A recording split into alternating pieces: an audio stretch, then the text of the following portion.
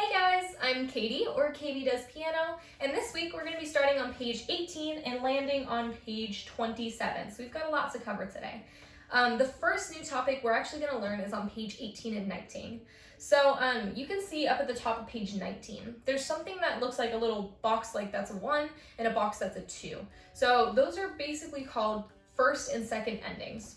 Kind of think of it as though you're playing two songs, and one of them ends a certain way, and the other is very similar, but ends slightly differently. So, to walk you through this song, you're going to start at the top, and then you're going to work all the way through until you hit the end of that measure that says number 1.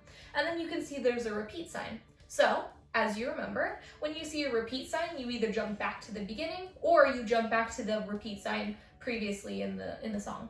So in measure 2, you can see that there's a repeat sign for us to jump back to. So you're going to jump all the way back to measure 2, and then you're going to play through until you get right before that number 1. Now, we already played the number 1 because that was our first time playing through the song. So now we're going to skip over the number 1, so don't play it. And now you're going to play the number 2. So get to the front of the number 1, jump over the number 1, and play number 2. And then you just play all the way through the end. So nothing too crazy, but that's just a quick little introduction to first and second endings. Sometimes it helps to draw little arrows to kind of remind yourself what to do. Basically, first and second endings are just a way for us to shorten sheet music. That way they didn't have to write out the exact same thing over and over again. They just say, you're going to play it again, but this time end differently.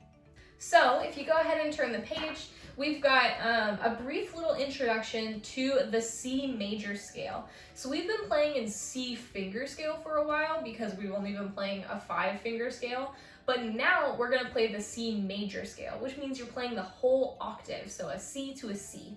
So on page 21, you've got kind of like an introduction to how to correctly play an octave scale. It's a little weird because you don't have 8 fingers, so you have to cross your thumb under your 3rd finger for your right hand when you reach E. You can see that written on page 21 in the first measure. Of course, you're going to want to go check out how this is played in my playlist, just so you can kind of see how your hand is supposed to be positioned and that kind of thing.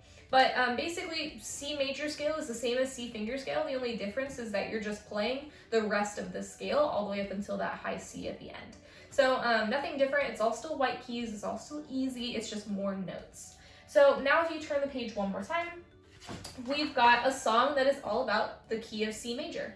So a key is just basically the finger scale that a song is written in. So this is in the key of C, so therefore it's in C major scale.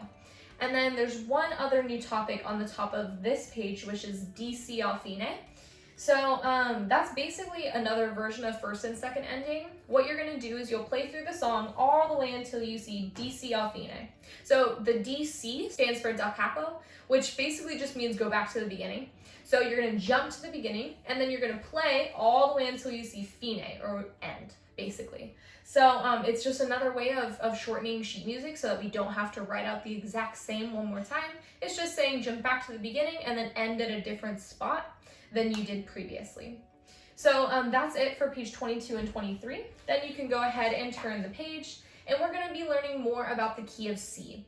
So we've got 2 chords that we learned a while back, which was the I chord and the V7 chord. So now it's just going to be introducing those chords in the key of C, which we have played briefly. Keep in mind that it's going to play a little bit more complicated of a version for your V7. Remember when we just played it in the first book, it would only play the top 2 notes? Now what it's going to do is going to add on that 7th step of the scale. So you're going to need to drop your pinky or your thumb down to play B on the bottom, and then you can still play that F and G on the top. You'll see that written on measure 4 for you to look at.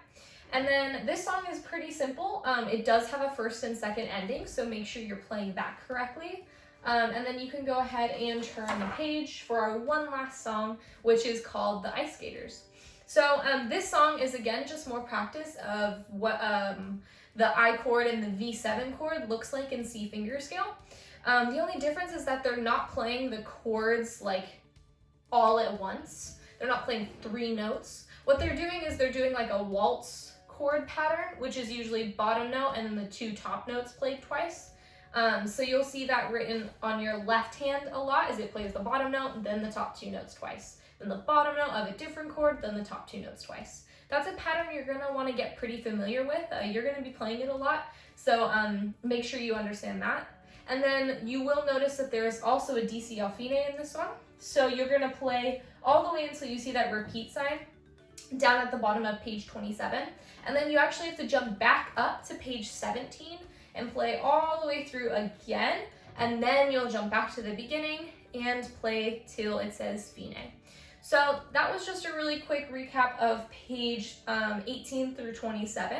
Basically, all we did was learn the C major scale. We learned the 2 different chords of the I chord and the V7 chord in the key of C, and then we learned DCL fine, and we learned first and second endings. So we learned a lot in this lesson, so make sure you really feel solidified with it. Make sure to go check out how these songs are played in my playlist. I would probably recommend splitting this stuff up into 2 weeks, just because these songs are a bit longer and a bit more complicated. So if you guys have any questions, as always, let me know, and I will see you guys next time for whatever we're learning next.